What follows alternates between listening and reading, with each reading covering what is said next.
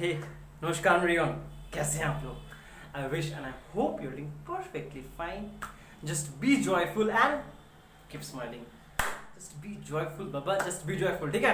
Okay, तो welcome back. तो हम लोग क्या पढ़ रहे थे? हम लोग पढ़ रहे थे refraction of light at plane surfaces, ठीक है, ठीक है। और आज क्या पढ़ेंगे? आज पढ़ेंगे हम लोग रिलेटिव रिफ्रैक्टिव इंडेक्स, ठीक है। ये आज पढ़ेंगे हम लोग। पर आज का पढ़ाई शुरू करने से पहले एटलीस्ट एक छोटा सा रिकैपिचुलेशन कर लेते कि अब तक हम लोग क्या पढ़े हैं, ठीक है, ठीक है। ओके, तो ये हम लोग का सेकेंड एपिसोड है, ठीक है।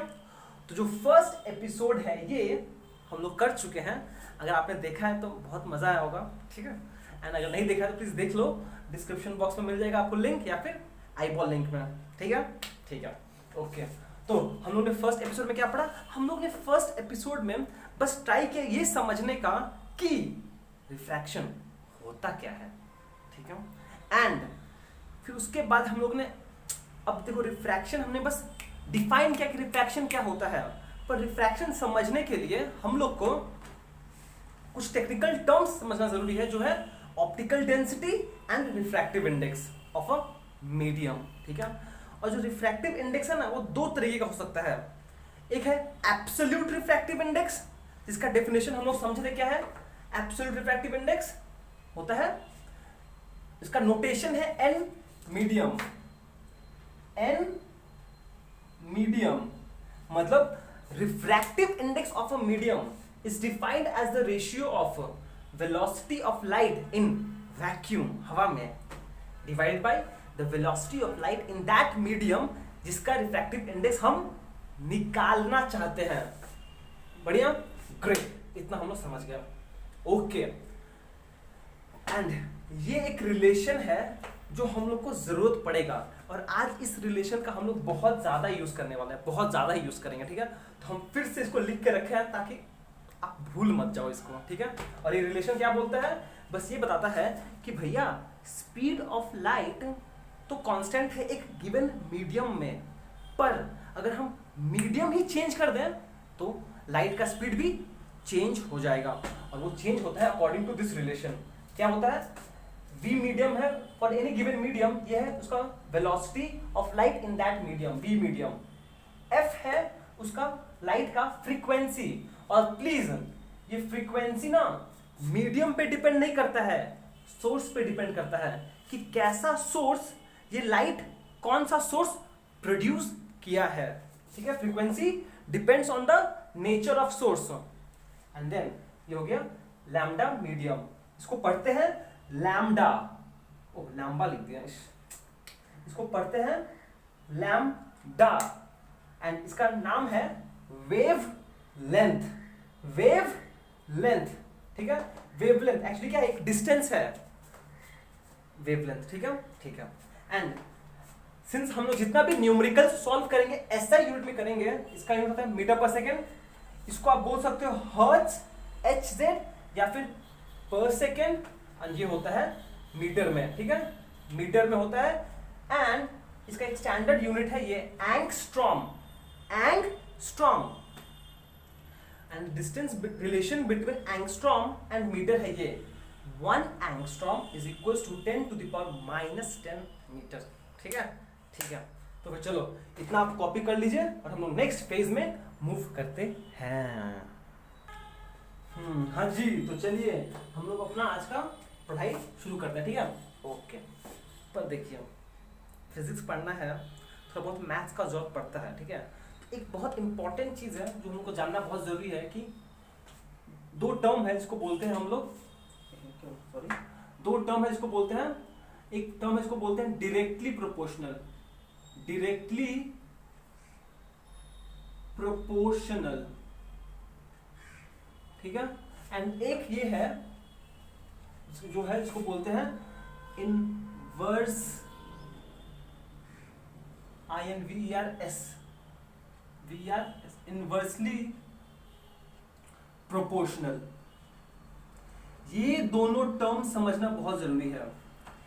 ये चीज अगर आपने ध्यान दिया होगा ना, याद करोगे, तो आप लोग ने क्लास 8 का मैथ्स में पढ़ा होगा inverse proportion and direct proportion, याद है नाम, direct proportion and inverse proportion, ठीक है, कोई बात नहीं, छोड़ो उसको, चलो।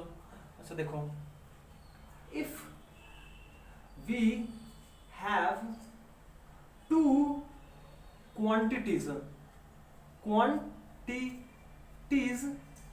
A एंड B, ठीक है, ये हम स्टेटमेंट दे रहे हैं कि if we have two quantities A and B, A and B कोई भी दो क्वांटिटीज हो सकता है, and they if A is directly proportional to B, ठीक है, इफ A, अगर ये नोटेशन है, अच्छा ठीक है, ऐसे लिखते हैं, एंड वी से A is directly proportional, अरे यार छत, directly proportional to B if A is proportional to B, अगर ऐसा कुछ साइन हो आपके पास, ठीक है। एंड प्लीज याद रखिएगा कि जब भी हम लोग इसको बोलते हैं डायरेक्ट प्रोपोर्शनलिटी का साइन है, ये प्रोपोर्शनलिटी का साइन है, ठीक है, ठीक है। एंड जब भी आप प्रोपोर्शनलिटी साइन को इक्वल टू साइन से रिप्लेस करोगे, यहाँ पे एक कांस्टेंट आ जाएगा इनटू B, तो A is equal to B। अगर A भी न्यूमरेटर में है एंड B भी न्यूमरेटर में है, A न्यूमरेटर B न्यूमरेटर, तो हम लोग वैसा को बोलते हैं डायरेक्टली प्रोपोर्शनल, ठीक है। इसका मतलब क्या है, इसका एडवांटेज क्या है, इसका एडवांटेज ये है कि if A increases then B also increases, ठीक है, ये सिंबल ऊपर का मतलब इंक्रीजेस, एंड इफ A, और इफ ऐसे नहीं बोल सकते, if B increases then A increases, and if B increases, if B decreases then A also decreases। मतलब कि अगर मेरे पास ऐसा दो फिजिकल क्वांटिटीज है जो ऐसा है, A equals to sometimes into some constant into B, ठीक है, तो हम इसको बोल सकते हैं A is directly proportional to B। इसका मतलब कि जैसे जैसे अगर हम A B बढ़ाएंगे तो A भी बढ़ेगा, या फिर A को घटाएंगे तो B भी A भी घटेगा, ठीक है, ठीक है। एंड सिमिलरली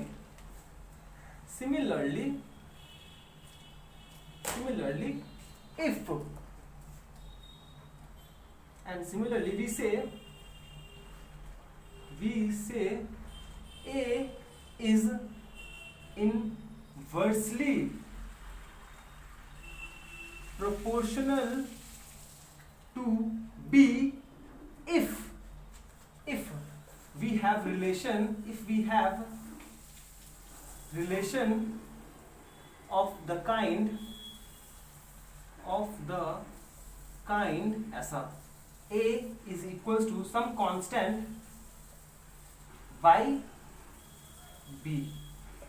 मतलब क्या है, A अगर एक क्वांटिटी न्यूमरेटर में है एंड दूसरा क्वांटिटी डिनोमिनेटर में है, तो हम ऐसा को बोलते हैं A is inversely proportional to B। ये प्रोपोर्शनल का सिंबल है, पर अगर आपका दो फिजिकल क्वांटिटीज है, एक न्यूमरेटर में है एक डिनोमिनेटर में है, वेराज दोनों ही न्यूमरेटर में है, तो वैसा अगर ऐसा रिलेशन है जहां पर दोनों फिजिकल क्वांटिटीज न्यूमरेटर में है, तो उसको बोलते हैं डायरेक्टली प्रोपोर्शनल। वेराज ऐसा एक रिलेशन है जहां पे दोनों फिजिकल क्वांटिटीज में से एक न्यूमरेटर में है एक डिनोमिनेटर में है, उसको बोलते हैं इनवर्सली प्रोपोर्शनल। इसका बात क्या है, इनवर्सली क्यों, क्योंकि अगर यहाँ पर B इंक्रीज होता है तो A डिक्रीज होगा, एंड अगर B डिक्रीज होता है तो A इंक्रीज होगा, ठीक है, ठीक है।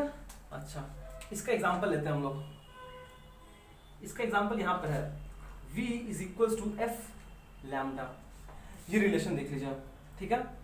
यहाँ पर f जो है, एक सेकेंड कहाँ लिखे हो, ये रिलेशन है ना, नोटिस कीजिए, फॉर अ गिवन मीडियम, अगर हम एक पर्टिकुलर मीडियम का बात करें, उस केस में f क्या है, फ्रीक्वेंसी, वो कांस्टेंट हो जाता है, ठीक है। इसका मतलब हम बोल सकते हैं which implies velocity is directly proportional to wavelength. समझ में आया?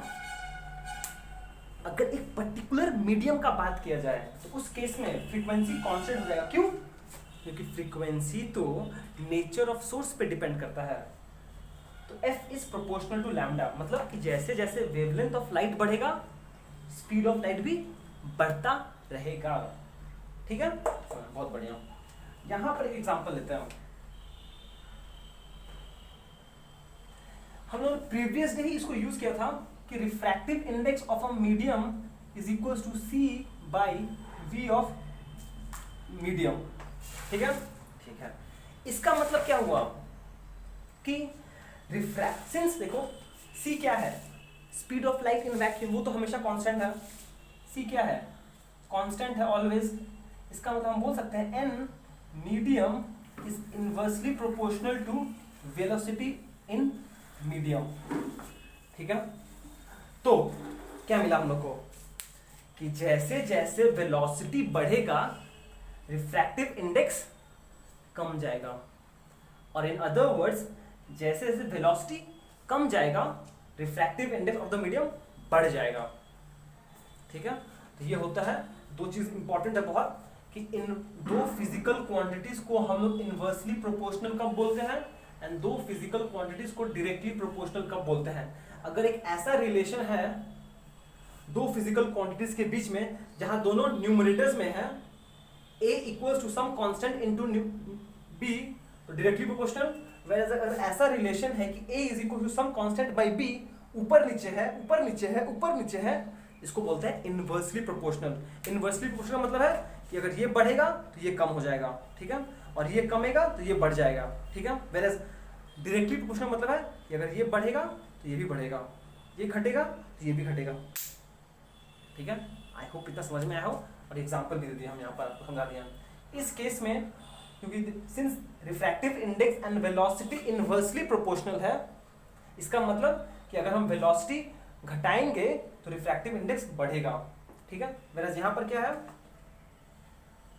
और वेलोसिटी बढ़ाएंगे तो वेवलेंथ कम हो जाएगा। क्लियर है, समझ में आया, ठीक है, ठीक है। एंड यहां से हम ये भी बोल सकते हैं कि सिंस, देखिए एग्जांपल दे समझा रहे हैं, कहाँ लिखे हम, बस जगह नहीं मिल रहा, बस हम समझा रहे, एक चीज बहुत इंपॉर्टेंट है, समझा रहे हैं, बस सुनिएगा, यहाँ समझाएंगे। देखिए अगर वेवलेंथ बढ़ेगा, वेवलेंथ अगर इंक्रीज होगा तो वेलोसिटी इंक्रीज होगा, ठीक है। पर अगर वेलोसिटी इंक्रीज होगा तो रिफ्रैक्टिव इंडेक्स क्या होगा, इनवर्सली प्रोपोर्शनल है, तो रिफ्रैक्टिव इंडेक्स डिक्रीज होगा। इसका मतलब हम बोल सकते हैं कि refractive index wavelength of light पर भी डिपेंड करता है। Refractive index also depends on the wavelength of light, colour of light पे भी डिपेंड करता है रिफ्रैक्टिव इंडेक्स, ठीक है। देखिए एक मैथमेटिकल टूल है जो आपको हाथ में आना चाहिए, ठीक है। ओके, तो चलिए इसको आप अच्छे से कॉपी कर लीजिए, हम लोग नेक्स्ट फेज में मूव करते हैं।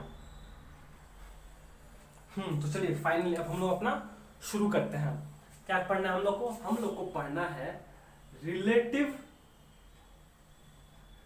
Refractive index of a medium, ठीक है। हम लोग को पढ़ना है relative refractive index of a medium. Relative मतलब तो समझ गया हो गया, with respect to something else, with respect to, अरे यार इसका मतलब हुआ with respect to, with respect to, ठीक है। Relative refractive index of a medium मतलब ये होता है कि refractive index of a medium, लिख देते हैं ठीक से, मतलब ये होता है कि refractive index of a given medium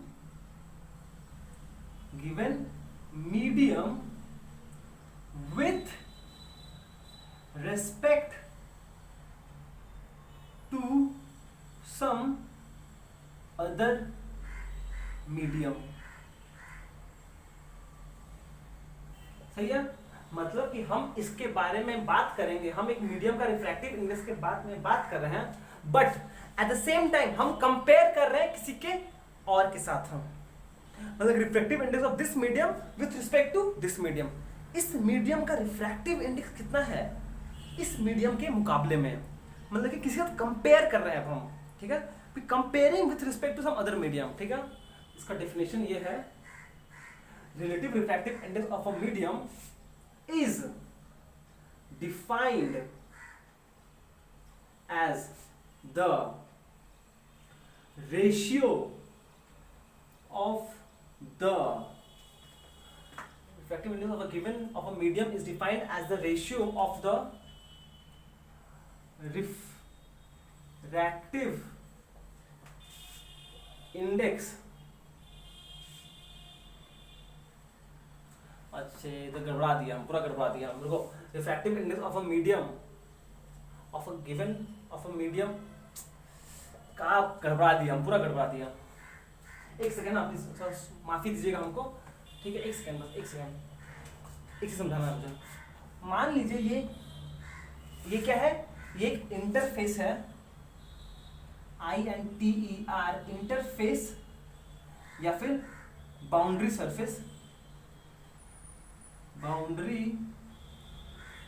surface, separating the two medium, ये मीडियम 1 एंड मीडियम 2, ठीक है, ठीक है, ये मीडियम 1 ये मीडियम 2, ठीक है, दोनों ट्रांसपेरेंट मीडियम है।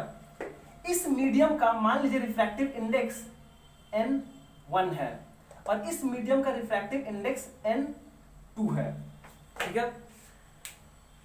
एब्सोल्यूट रिफ्रैक्टिव इंडेक्स तो हम लोग निकालना सीख चुके हैं ना, इस मीडियम का रिफ्रैक्टिव इंडेक्स N1, इस मीडियम का रिफ्रैक्टिव इंडेक्स N2, ठीक है, ठीक है। तो हम लोग ये बोलते हैं कि therefore the refractive index of the second medium, SECOND, second medium with respect to the first medium is denoted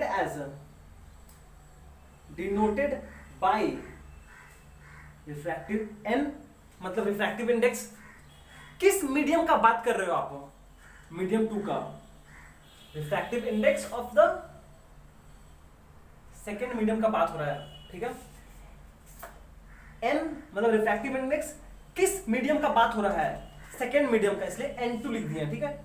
हम लोग refractive index of second medium का बात कर रहे हैं, इसलिए N2, but with respect to first medium, किसके respect में, with respect to first medium, इसीलिए हम लोग को यहां पे ऐसा सिंबल देना पड़ता है। तो ये नोटेशन है, क्या है, नोटेशन है, ये refractive index of the first second medium with respect to first medium, ठीक है, and is defined as N21 is equals to refractive index of second medium divided by refractive index of first medium, that is refractive index of second medium with respect to first medium is equals to absolute refractive index of second medium by absolute refractive index of first medium. इसको box कर दीजिए, ये आपका पहला relation है जो आपको याद रखना पड़ेगा। ठीक है, ठीक है। जहां पे सिंपली हम लोग क्या बोल रहे हैं, हम लोग बोल रहे हैं कि अभी तक हम लोग ने refractive index of a medium का बात किया था। एक सिंगल मीडियम का रिफ्रैक्टिव इंडेक्स कितना होता है with respect to air, with respect to air बात किए थे हम, उसको बोलते थे हम लोग एब्सोल्यूट रिफ्रैक्टिव इंडेक्स। ठीक है, ठीक है। पर अब हम लोग को बात करना है कि एक मीडियम का रिफ्रैक्टिव इंडेक्स क्या होगा with respect to some other medium जो एयर नहीं है। ठीक है, ठीक है। उसको ऐसे डिफाइन करते हैं, ये उसका नोटेशन है, नोटेशन है, सिंबल है, कैसे रिप्रेजेंट करते हैं। एन मतलब रिफ्रैक्टिव इंडेक्स, जो सामने लिखा है मतलब उस मीडियम का बात हो रहा है। ठीक है, एंड जिसके रिस्पेक्ट में बात हो रहा है उसको पीछे लिखते हैं, ये हो गया n2/n1। ठीक है, जिस मीडियम का बात हो रहा है सामने, जिसके रिस्पेक्ट में बात हो रहा है पीछे, तो n2/n1। ठीक है, ठीक है। एंड सिमिलरली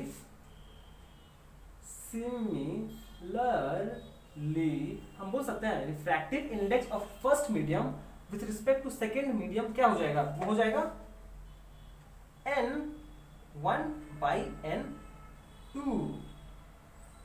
क्या क्लियर है ना? Refractive index of first medium with respect to second medium क्या है, refractive index of absolute refractive index of first medium by absolute refractive index of second medium. ठीक है, ठीक है। चलिए, ये तो हम लोग समझ गए। ठीक है, ठीक है। इतना हो गया आपका, इतना कॉपी कर लिए। ठीक है, अब हम इसको मिटाना चाहते हैं कुछ, अब हम कुछ मिटाना चाहते हैं, इसको मिटा देते हैं हम, इसका जरूरत नहीं है। ठीक है, अब ध्यान दीजिएगा, ध्यान दीजिएगा, ये एक रिलेशन है। ठीक है, ओके। अब रिकॉल कीजिए, please recall refractive index of a medium क्या होता है, C/V ऑफ दैट मीडियम। ये होता है ना, refractive index of a medium क्या होता है, C by velocity of light in that medium. Therefore n1 क्या हो जाएगा, n1 क्या है, refractive index of first medium, ये हो जाएगा C/V1। एंड n2 क्या हो जाएगा, n2 हो जाएगा C/V2। नहीं समझ में आया? ये रिलेशन हम लोग प्रीवियस डे एस्टैब्लिश किए थे। ठीक है, ठीक है। तो ये रिफ्रैक्टिव इंडेक्स कोई मीडियम का is equal to C by velocity of light in that medium. तो refractive index of first medium क्या हो जाएगा, C by velocity of light in that medium, इसको V1 से रिप्रेजेंट कर रहा है। ये सी V1 क्या है, V1 है velocity of light in medium 1। V2 क्या है, velocity of light in medium 2। Easy, thank you. तो हम क्या लिख सकते हैं, देखो पहला रिलेशन ये है। ठीक है, इसको मिटा रहा हूं, ये देखिए, हम इसके ऊपर काम करेंगे। ठीक है, देखो ध्यान से प्लीज। तो हम यहां पे बोल सकते हैं n2/1 is equals to n2/n1। ठीक है, ठीक है। बट n2 का वैल्यू क्या है, C/V1। क्या है, ये है C/V1 डिवाइड बाई n1 का वैल्यू क्या है, C/V1। ये क्या हो जाएगा, C/V2 इंटू V1/C। ये C कैंसिल, तो बचा V1/V2। देखो फाइनली n21 का एक और डेफिनेशन मिल गया मुझे, वो क्या है, क्या मिल गया मुझे, मिल गया n21 is refractive index of the second medium with respect to first medium is equal to velocity of light in the first medium by velocity of light in the second medium. देखिए समझ में आया कि नहीं आई चीज आपको? ये relation हम लोग को पता था, यहां से ये दो रिलेशन आएगा। यहाँ पे V1 V2 क्या है, velocity of light in medium 1, velocity of light in medium 2। Clear, clear. अब हमने सिंपली क्या किया, ये जो रिलेशन था इसको यूज करके हमने n2 का वैल्यू लिखा और n1 का वैल्यू लिखा। n2 का वैल्यू है C/V2, n1 का वैल्यू है C/V1। तो ये हो गया C/V2, इस C/V1 डिनोमिनेटर में है, डिवाइडेड, जब मल्टीप्लिकेशन साइन होगा तो रिवर्स हो जाएगा, C1 C1 कैंसिल, V1/V2, फिर फाइनली रिफ्रैक्टिव ये आ गया। ठीक है, चलिए देखिए समझ में आया, इतना समझ में आया कि नहीं आपको, समझ में आया? ठीक है,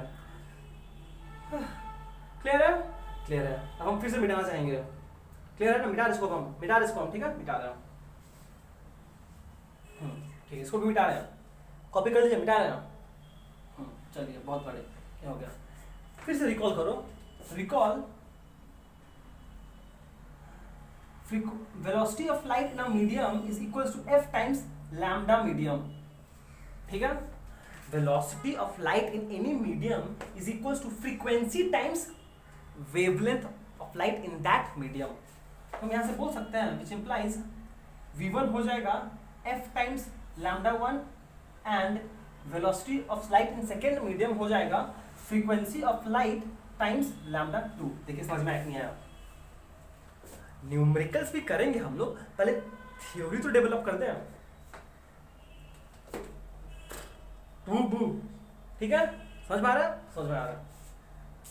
ये रिलेशन से बस हमने मीडियम का 1, यहाँ पे मीडियम 1 है और मीडियम 2 का बात हो रहा है सिर्फ, और f चेंज नहीं हो रहा है। क्यों? f फ्रीक्वेंसी सोर्स पे डिपेंड करता है। ठीक है, अब देखो इस रिलेशन में वापस पुट करते हैं हम, तो मेरे पास क्या है, n21 इस रिलेशन में पुट करेंगे, इस रिलेशन में ये है v1/v2। ठीक है, ये क्या हो जाएगा फाइनली, v1 का वैल्यू है f लैम्डा 1, v2 का वैल्यू है f लैम्डा 2, f कैंसिल तो बचेगा लैम्डा 1/लैम्डा 2। therefore फाइनली एक और रिलेशन आ गया मेरा, n21 मतलब कि refractive index of the second medium with respect to first medium is equals to lambda 1/लैम्डा 2, मतलब कि wavelength of light in second medium first medium by, ओहो लिखा नहीं, लैम्डा 1 क्या है, लैम्डा 1 है wavelength of light in medium 1 and number 2 wavelength of light in medium 2। ठीक है, समझ में आया? कुछ तो समझ में आया कि नहीं आया? सब बाउंसर किया, बूम बूम।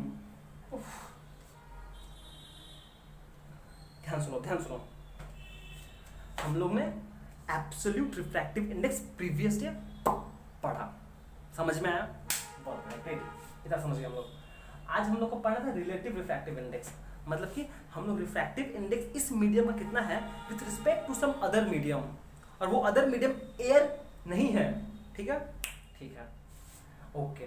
तो हम लोग ये नोटेशन है उसका, ये नोटेशन है n मतलब रिफ्रैक्टिव इंडेक्स, जो नंबर सामने लिखा हुआ है मतलब उस मीडियम का बात हो रहा है। Refractive index of second medium with respect to first medium, ये उसका डेफिनेशन है। जिस मीडियम का बात हो रहा है उसको ऊपर रखते हैं, जिसके रिस्पेक्ट में बात हो रहा है उसको नीचे रखते हैं।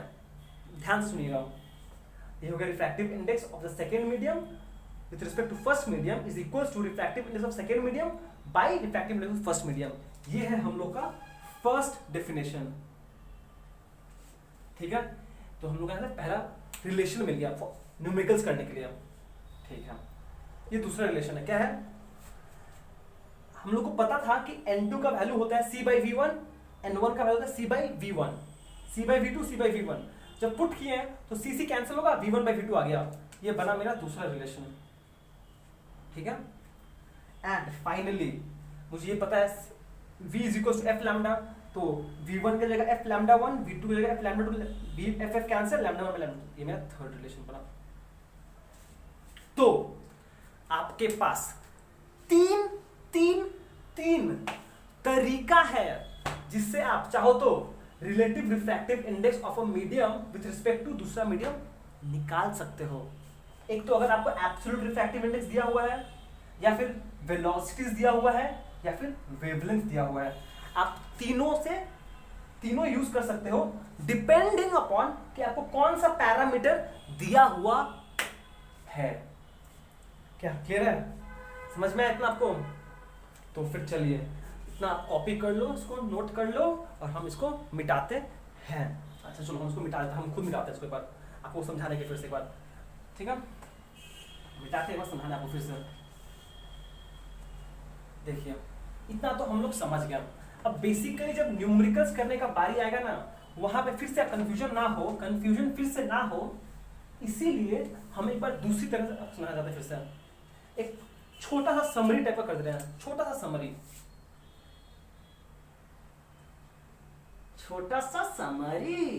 एकदम छोटा सा summary. Absolute refractive index of a medium क्या होता है? ये होता है n of the medium is equals to v by that equals to c by that velocity of light in that medium। ये मीडियम कुछ भी हो सकता है, मुझे नहीं पता। अगर मीडियम ए है, फॉर मीडियम x, तो n of x is equals to c by v of x। अगर फॉर मीडियम y, अगर मीडियम y है तो हम बोल सकते हैं refractive index of medium y is equal to velocity of light in vacuum by velocity of light in that medium. इसलिए v y लिखे हैं। ठीक है, ओके, इतना हम लोग समझ गए। ठीक है, पर अगर आपको ये बोला हुआ है refractive index of a medium x with respect, अरे हटाओ इसको यार, with respect to medium y, तो उस केस में क्या होगा? आपको किस मीडियम का चाहिए? मीडियम x का चाहिए। किसके रिस्पेक्ट में? मीडियम y के। Therefore n of x चाहिए आपको, x मीडियम का विथ रिस्पेक्ट टू y। इसका मतलब क्या हुआ? Refractive index of first medium by refractive index of y। ये पहला रिलेशन बना आपका। ठीक है, 1 और 2 नहीं है यहाँ पे, हम आपको कंफ्यूजन अवॉइड करना चाहते हैं, आप और कंफ्यूज मत हो जाइएगा। ठीक है, आपको बस समझना पड़ेगा कि जो हम लोग डमी इंडेक्स लिखते हैं ना मीडियम, वो कुछ भी हो सकता है। Glass, water, diamond, glycerine, methylene, कुछ भी हो सकता है। ये हो गया एक। ऑल्सो ये तो एब्सोल्यूट रिफ्रैक्टिव इंडेक्स के टर्म्स में है। सेम चीज हो सकता है refractive index of medium x with respect to y. अब देखिए, अगर आप वेलोसिटी के टर्म्स में लिखते हो तो y वाला वेलोसिटी पहले होगा, v of y by v of x। And अगर वेवलेंथ के टर्म्स में बात करोगे आप, n of x y is equal to lambda of y by lambda of x। ठीक है, यही बस एक ट्रिक है। क्या है? अगर आप refractive index of a medium का बात कर रहे हो with respect to y in terms of absolute refractive index nx by ny, ठीक है, पर अगर वेलोसिटी और लैम्डा के टर्म्स में बात कर रहे हो तो जिसके रिस्पेक्ट में बात कर रहे हो ना, उसका वैल्यू ऊपर होगा।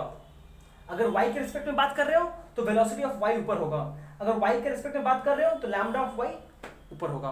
ठीक है, चलो इसको आप अच्छे से नोट कर लो। अब हम लोग इस पे कुछ मजेदार न्यूमेरिकल्स सॉल्व करेंगे। Oh, at the same time please please please please please, I am so sorry, फिर से हम भूल गए ये लिखना। ये रिलेशन इंपॉर्टेंट है, ये भी इंपॉर्टेंट है बहुत।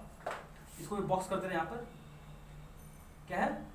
v of medium is equals to f times lambda medium. ये सारा रिलेशंस इंपॉर्टेंट है। बस इतना रिलेशन अगर हम लोग जान गए तो अच्छा सा न्यूमेरिकल्स कर लेंगे हम लोग। चलिए न्यूमेरिकल्स करते हैं।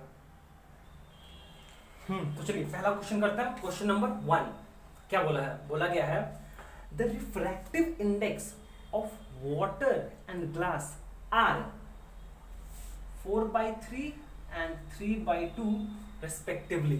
सिंस रिस्पेक्टिवली वर्ड यूज किया है, मतलब ये है वाटर के लिए और ये है ग्लास के लिए। सही सही, पहले वाटर बाद में ग्लास, बाद में ग्लास, रेस्पेक्टिवली।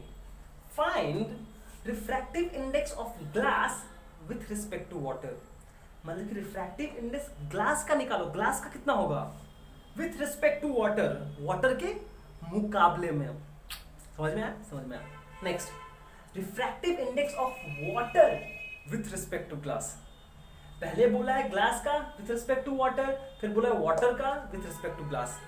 और आपको क्या दिया हुआ है? आपको एब्सोल्यूट रिफ्रैक्टिव इंडेक्स दिया हुआ है। तो चलिए करते हैं सॉल्यूशन। अच्छा, क्या दिया हुआ आपको? लिखते हैं गिवन। गिवन क्या दिया हुआ है आपको? एब्सोल्यूट वाटर दिया, मतलब absolute refractive index of water दिया हुआ है। कितना है? यह 4/3। देखिए, अगर आप इतना नहीं लिखना चाहते हो तो इतना लिख दो, NW। W मतलब हम लोग समझ जाएंगे वाटर का बात कर रहे हैं, ठीक है। And refractive index of glass दिया हुआ है कितना? 3/2।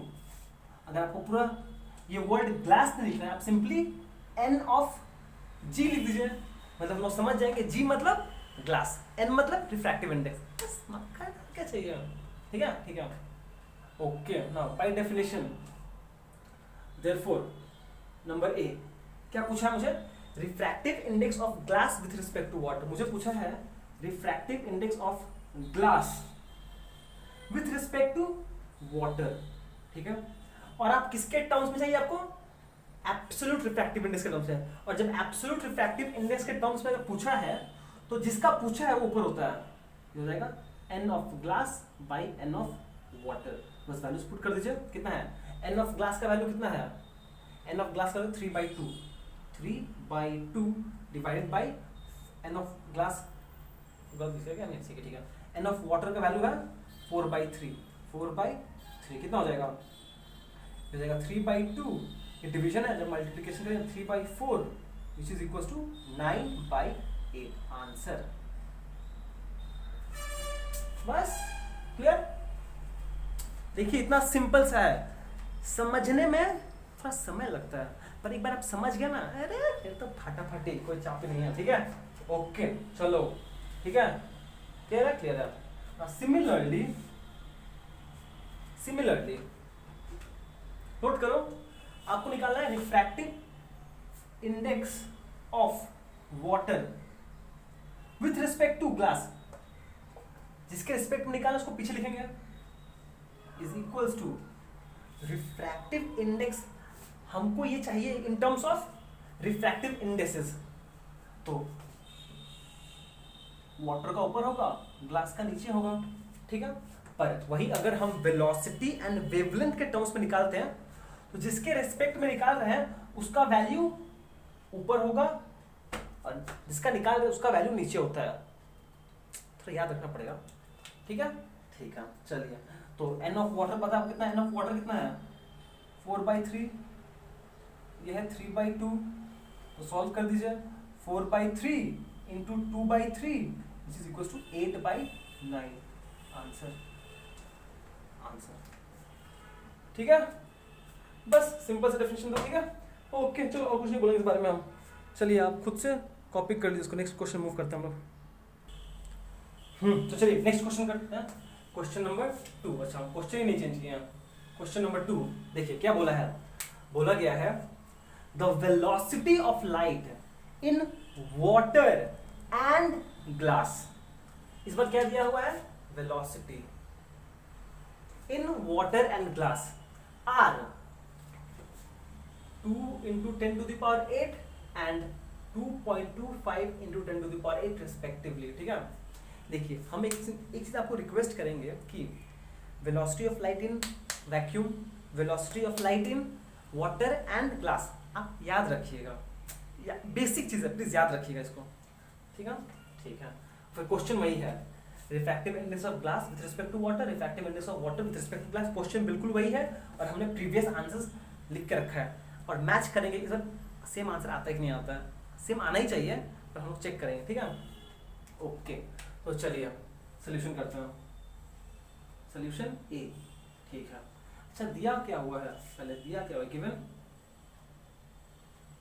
आपको वेलोसिटी दिया हुआ है, velocity of light in water दिया हुआ है। हम सिंपली WATER लिख सकते हो आप चाहो। कितना है? 2 into 10 to the power 8 metre पर सेकेंड, या फिर सिंपली वी डब्ल्यू। सही है, सही है। एंड velocity of light in glass is equals to 2 point क्या उल्टा ही दे दिया मेरे को लग रहा है वेलोसिटी ना, मतलब कि हम उल्टा ही लिख दिया मेरे को लग रहा है। एक सेकेंड चेंज कर दीजिए मुझे इसको। 2.25 होता है ग्लास में, वाह 2.25 होता है ग्लास में, क्या बकवास कर रहे हैं हम। Velocity of light in water उल्टा ही लिख दिया हम। Velocity of light in water होता है 2.25, sorry I am really sorry, 2.25 and glass में होता है 2। अरे याद मेरा कर दिया, याद करो ना, ग्लास इज ऑप्टिकली डेंसर ना, तो ग्लास अगर ऑप्टिकली डेंसर है इसका वेलोसिटी कम होगा ना इसके मुकाबले में, तो इन वाटर ज्यादा होता है कंपेयर टू ये। तो वाटर में कितना होगा, वाटर में हो जाएगा 2.25, अभी हो जाएगा ग्लास में होगा 2 इंटू 10⁸ मीटर पर सेकेंड। इसको हम सिंपली वी जी बोलेंगे, ठीक है। अरे ऐसे सोचिए ना, ऐसे सोचिए ना कि glass is optically denser then water. अगर ऑप्टिकली डेंसर है ग्लास, मतलब कि ग्लास में लाइट का स्पीड कम होगा, ग्लास में लाइट का स्पीड कम होगा, इसका ज्यादा होगा, इतना याद रखो। नहीं ठीक है, सॉरी मेरा गलती था। ओके चलिए सोल्यूशन करते हैं। अब आपको निकालना है रिफ्रैक्टिव इंडेक्स ऑफ ग्लास। क्या निकालना है, refractive index of glass with respect to water. ठीक है, देखिए हम लोग को निकालना है glass with respect to water. एक सेकेंड ना बताते हैं आपको, थोड़ा सोचने दीजिए मेरे को। ठीक है, हाँ अब सब सही है, हाँ सब सही है, ठीक है। ओके देखो ये चीज आपको चाहिए refractive index of glass with respect to water. Glass with respect to water, पर आपको किसके टर्म्स में निकालना है, वेलोसिटी के टर्म्स में। और याद है जब हम लोग वेलोसिटी या फिर वेवलेंथ के टर्म्स में बात करते हैं तो जिसके रिस्पेक्ट में निकालना है वो वाला क्वांटिटी ऊपर होता है, मतलब velocity of water bye velocity of glass. क्या ठीक है ना, हम लोग वेलोसिटी के टर्म्स में निकालना चाहते हैं तो वेलोसिटी वाला ग्राफ ऊपर होगा, वेलोसिटी वाला वाटर वाला पैरामीटर ऊपर होगा। अब बस वैल्यूज पुट कर दीजिए तो हो जाएगा 2.25 इंटू 10⁸ डिवाइडेड बाई 2 इंटू 10⁸। ये कैंसिल, ये कैंसिल, कितना हो जाएगा, ये हो जाएगा 225 डिवाइडेड बाई 200। ये कैंसिल, ये कैंसिल, अगर हम 25 से डिवाइड करते ऊपर नीचे 25 से तो ये आ जाएगा 9, ये आ जाएगा 8 आंसर। ठीक है, ठीक है। एंड सिमिलरली ये था ए, ये था बी। देखो refractive index of water with respect to glass, हम बात कर रहे हैं इन टर्म्स ऑफ वेलोसिटी में निकालने के लिए। और जब हम लोग वेलोसिटी के टर्म्स में निकालते हैं, जिसके रिस्पेक्ट में निकालते हैं वो क्वांटिटी ऊपर होता है, water, which is equals to glass का पता है कितना है, 2 इंटू 10⁸ डिवाइडेड बाई 2.25 इंटू 10⁸। फिर से ये कैंसिल करो तो ऊपर आ जाएगा 200 बाई 225। फिर से अगर हम 20 कैंसिल करते आ जाएगा 8/9 आंसर। मैच कर लीजिए, glass with respect to water आया था 9/8, अभी भी 9/8। Water with respect to glass, water with respect to glass 8/9। बस आना ही कैसे नहीं आएगा, सॉरी हाँ ये गलती कर दिया था हम, इस बात को इग्नोर कर दीजिएगा। ठीक है, ओके चलिए नेक्स्ट क्वेश्चन करते हैं। तो चलिए नेक्स्ट क्वेश्चन, क्वेश्चन नंबर 3 करते हैं। क्वेश्चन नंबर 3 क्या बोला है, बोला गया है एन ऑरेंज लाइट, कैसा light, orange light of wavelength. इस लाइट का वेवलेंथ दिया गया है 6600 एंगस्ट्रॉम। ये एंगस्ट्रॉम का सिंबल है, ठीक है। ट्रैवलिंग इन एयर, जो एयर में ट्रैवल कर रहा है, and gets refracted in water, and फिर वो वाटर में जाके रिफ्रैक्ट कर रहा है, बेंड कर रहा है। ठीक है। If the speed of light in air is, ये तो पता ही है हम लोग को, speed of light in air कितना होता है 3 × 10⁸ मीटर पर सेकेंड, ठीक है ठीक है। And refractive index of water दिया हुआ है, क्या दिया हुआ है, refractive index of water is ये, ठीक है ठीक है। बोला है find the frequency of light in air, velocity of light in water and wavelength of light in water. ठीक है भैया। पूछा है frequency of light in air. अच्छा, पहले करने से पहले क्या क्या दिया पहले वो लिख लेते सोल्यूशन। गिवन क्या दिया है, ये है लाइट, ऑरेंज लाइट का वेवलेंथ ट्रैवलिंग इन एयर, मतलब हम बोल सकते हैं ये है wavelength of light in air, wavelength of light in air. तो लैम्डा ऑफ एयर दिया हुआ है और कितना है ये है 6600 एंगस्ट्रॉम। तो हम इसको बोल सकते हैं ये होगा 6600 × 10⁻⁻10 मीटर। क्यों? क्योंकि हम लोग जब भी कोई न्यूमेरिकल्स करेंगे तो हम लोग को सारा फिजिकल क्वांटिटी को एसआई यूनिट में रख के काम करना पड़ेगा, ठीक है ठीक है। और हम बता चुके हैं ना आपको 1 angstrom is equal to 10⁻⁻10 metre, ठीक है, इसको मत भूलिएगा। ठीक है। Travelling in air gets refracted in water, ठीक है।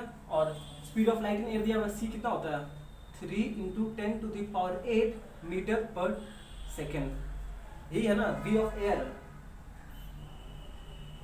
यही तो है ना velocity in air.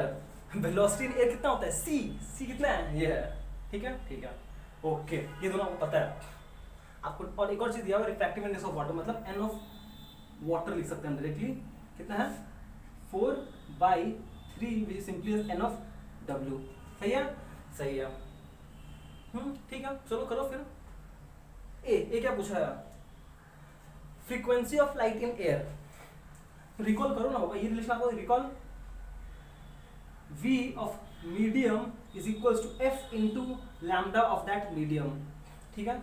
For air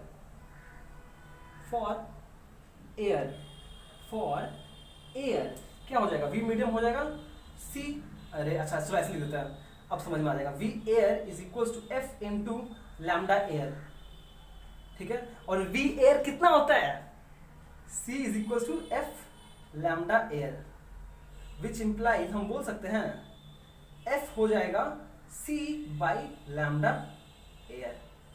c का वैल्यू पता है वो कितना है 3 × 10⁸ डिवाइडेड बाई 6600 × 10⁻⁻10।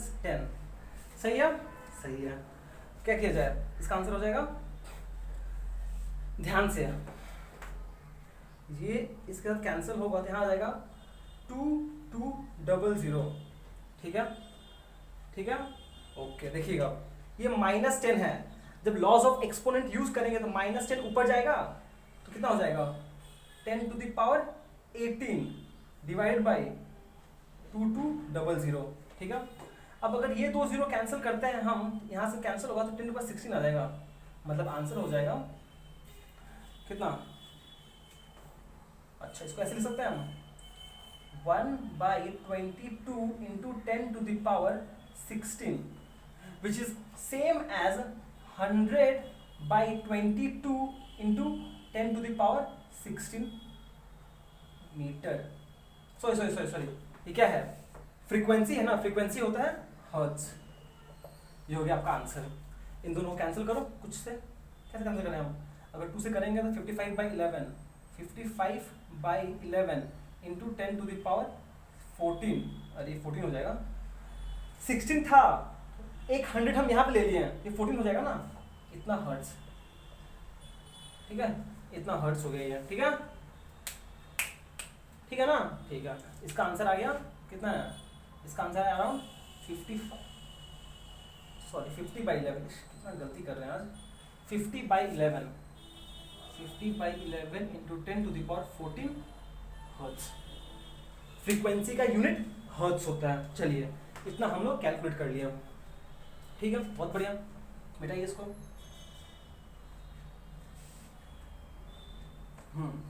ठीक है। और क्या पूछा है आपसे, पूछा है velocity of light in water, ठीक है। ये रिफ्रैक्टिव इंडेक्स ऑफ वाटर दिया हुआ है, तो कौन सा बड़ा बात है, recall refractive index of medium is equal to c by v of medium, ठीक है, ठीक है। therefore for water n of water is equals to c by v of water, which implies v of water is equals to c by n w। दिखाई दे रहा है ना नीचे, हाँ दिखाई दे रहा है। तो c कितना है, c है 3 into 10 to the power 8 divided by 4/3, 4/3 मतलब ये हो जाएगा, ऊपर जाएगा 9/4 into 10 to the power 8 metre पर सेकेंड आंसर, ठीक है। इसका आंसर आ जाएगा 9/4 into 10 to the power 8 metre पर सेकेंड। यूनिट लिखना भी बहुत जरूरी है, ठीक है, ठीक है। चलिए ये हो गया हम लोग का velocity of light in water, ठीक है, ठीक है, ये हो गया हम लोग को। अब हम लोग को क्या निकालना है, अब हम लोग को निकालना है wavelength of light in water, ठीक है, ठीक है। चलिए निकालते हैं, पर देखिए इसका आपको दो तरीके से निकाल के दिखाएंगे हम उसको, ठीक है, दो तरीके से, ठीक है। पहला तरीका सी टाइप मेथड 1, ठीक है, ठीक है, ठीक है। मेथड 1 में देखिए आपको पता है ना, आपको पता है फ्रीक्वेंसी ऑफ लाइट कितना है, ये है, recall v of medium is equal to f into lambda of medium, ठीक है। तो फॉर वाटर ये क्या हो जाएगा, v of water is equal to f into lambda of water, water लिखते, ठीक है। देखिए ये हो गया, वेलोसिटी ऑफ वाटर आपको पता है ये है, and frequency of light in air जो है वही होगा इन वाटर भी। क्यों, क्योंकि जब लाइट एक मीडियम से दूसरा मीडियम में जाता है तो फ्रीक्वेंसी चेंज नहीं होता है, कितनी बार तो बोले हैं, ठीक है, ठीक है, नहीं ठीक है, अरे भैया जब लाइट एक मीडियम से दूसरा मीडियम में जा रहा है ना तो फ्रीक्वेंसी चेंज नहीं होता है, फ्रीक्वेंसी नेचर पे डिपेंड करता है, नेचर ऑफ सोर्स पे, ठीक है। तो v पता है आपको, लैम्डा डब्ल्यू कितना है, देखो लैम्डा डब्ल्यू हो जाएगा VW बाई एफ, कितना हो जाएगा VW दिया हुआ है 9/4 into 10 to the power 8 divided by 50/11 into 10 to the power 14, ठीक है। वाह इतना कुछ आ गया है, झंझट ही झंझट है, कैलकुलेशन करना तो हटाना पड़ेगा मुझे ये लाइन को। कितना हो जाएगा, ये हो जाएगा 9/4 इंटू 11/50 इंटू ये कैंसिल होगा, ये कैंसिल होगा, 10 टू द पावर 6 ऊपर जाएगा तो 10 टू द पावर -6, ठीक है, ठीक है। और ये करेंगे कितना हो जाएगा, ये हो जाएगा 99/200 ना, 200 इंटू 10 टू द पावर -6, ठीक है, ठीक है। अब ध्यान से देखना हम क्या करेंगे, हम इसको 2 से डिवाइड करेंगे, कितना आएगा, 99 को 2 से डिवाइड करेंगे तो हो जाएगा 4, और फिर 2 से डिवाइड करेंगे 1, 19, 9.5, 49.5/100, यहाँ पे 100 आ जाएगा, ये 49.5 ये हो जाएगा इंटू 10 टू द पावर -6, ठीक है, ठीक है। तो ये 100 है नीचे, ऊपर जाके ये हो जाएगा 49.5 इंटू 10 टू द पावर -8, ठीक है। अब देखिए हम इसको लिख सकते हैं, इतना मीटर में होगा ये, इसको लिख सकते हैं ऐसे हम 4950 into 10 to the power -10 metre. क्या किया हमने 100 से मल्टीप्लाई किया और वो फैक्टर को यहाँ पे ला दिया, -8 था -10 हो गया। ये सब कैलकुलेशन थोड़ा सीखना पड़ेगा आपको। ये हो जाएगा 4950 एंगस्ट्रॉम आंसर, ठीक है, आया इसका आंसर। एंगस्ट्रॉम क्यों दिया हम, क्योंकि क्वेश्चन एंगस्ट्रॉम में दिया था इसलिए। 4950 एंगस्ट्रॉम। क्या ठीक है ना, ठीक है ना, ठीक है, ओके। तो ये एक तरीका था, ठीक है, ये एक तरीका था। और एक और तरीका ये था, इसको मिटा दे रहे हैं, ठीक है, यहां से आपने ये रिलेशन यूज किया। और एक और तरीका ये था कि आप, एक तरीका ये था कि आप ये वाला डेफिनेशन यूज करो। Recall refractive index of water होता है C by V of water. तो C क्या हो जाएगा, F of lambda air by F of lambda water, ठीक है। F cancel, lambda of water दिया हुआ है 4/3, ठीक है। अब सिंस ये रेशियो है, ध्यान सुनिएगा, सिंस ये रेशियो है, तो अगर हम एयर का यूनिट एंगस्ट्रॉम में लेते हैं 6600 बाई लैम्डा वाटर, तो लैम्डा वाटर का जो आंसर आएगा वो भी एंगस्ट्रॉम यूनिट में होगा, विच इम्प्लाइज ये हो जाएगा लैम्डा वाटर हो जाएगा 6600 इंटू 3/4। इसको सॉल्व कीजिए और आप देखोगे सॉल्व करने के बाद आंसर सेम आएगा 4950, ठीक है। और सिंस इसका यूनिट एंगस्ट्रॉम में था, इसका यूनिट भी एंगस्ट्रॉम में होगा आंसर। आप चाहो यहां से कर सकते थे ऐसे करके, ठीक है, ठीक है। एक बार इसको अच्छे से विजुअलाइज करो, देखो समझो समझ में आया कि नहीं आया, कहाँ पे सारा स्टेप्स खुद से करके देखो एक बार, समझ में आया कि नहीं आपको, ठीक है, ओके। तो चलिए हम लोग नेक्स्ट क्वेश्चन पे मूव करते हैं। तो चलो फाइनली तो हम लोगों ने रिफ्रैक्टिव इंडेक्स के बारे में पढ़ लिया है, समझ लिया है। अब बस एक लास्ट टॉपिक थोड़ा सा उसको कंप्लीट करते हैं, factors affecting the refractive index of the medium, कि जो मीडियम का रिफ्रैक्टिव इंडेक्स है, ये जो मीडियम का रिफ्रैक्टिव इंडेक्स है वो किस फैक्टर्स पर डिपेंड करता है। अगर एक मीडियम का रिफ्रैक्टिव इंडेक्स है वो किस फैक्टर्स पर डिपेंड करता है।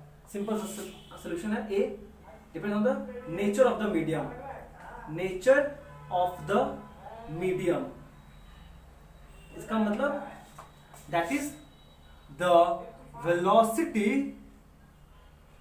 Of light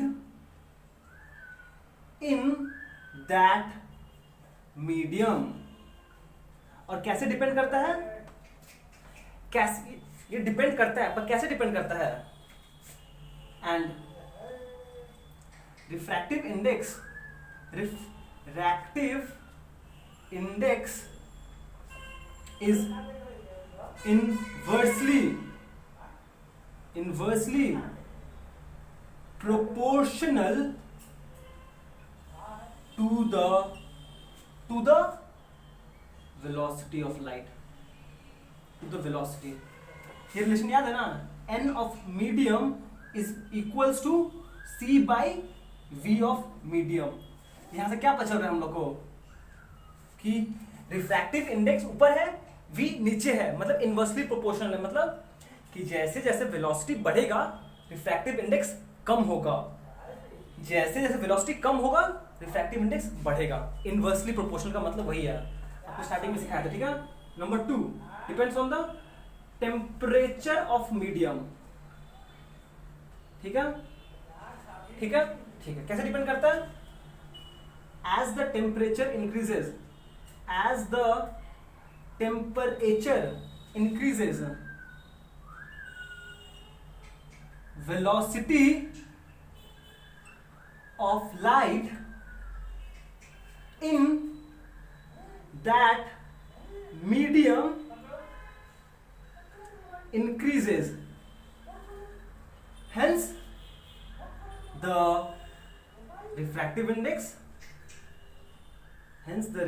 index decreases।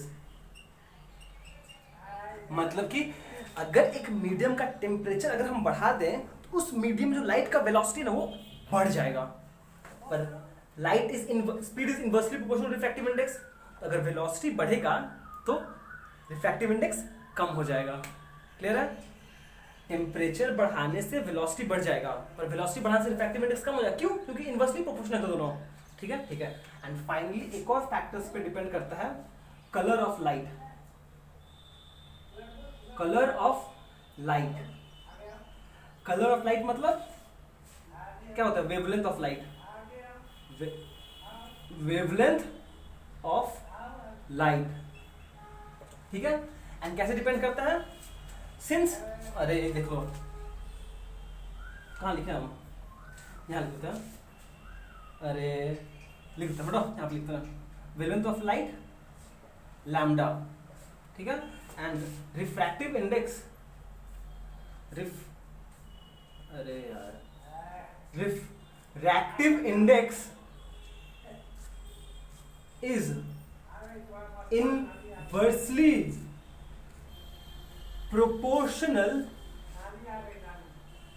to the wavelength of light, to the wavelength of light। ठीक है। इनवर्सली प्रोपोर्शनल है मतलब कि जैसे जैसे वेवलेंथ बढ़ेगा रिफ्रैक्टिव इंडेक्स कम हो जाएगा। एंड अगर रिफ्रैक्टिव इंडेक्स, अगर वेवलेंथ कम होगा तो रिफ्रैक्टिव इंडेक्स बढ़ेगा। क्यों? ये देखो ना, ये रिलेशन से देखो, n medium is equals to c by v medium. पर v मीडियम क्या होता है? c by f lambda medium. इस रिलेशन में नोटिस कीजिए आप कि रिफ्रैक्टिव इंडेक्स न्यूमरेटर में है, लैम्डा